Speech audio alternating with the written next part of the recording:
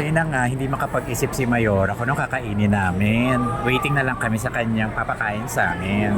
Pero syempre orderin na namin yung fuyong.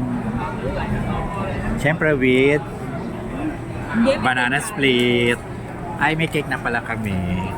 Pancit. Pero parang masarap din yung cake na Bakla to. pancit ito. Pansit daw. Ayan. Grabe naman makatake yan. Parang, Parang ayaw- parang ayaw ipakain po yung cake. Hindi na nakatape ba? Hindi, ito lang sa ayaw nga may nakatape. Ano ba yan? Ano pala yan? So, yan.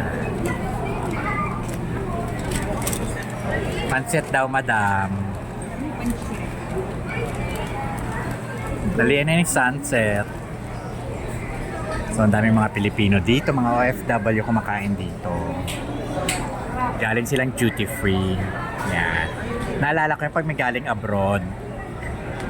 Di ba? Dito pupunta, di ba? Dito kakain yung mga Pilipino.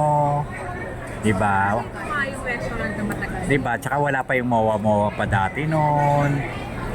Dadaan dito. O sige, kain muna tayong aristocrat. Pero ngayon wala na. Mang inasal na lang.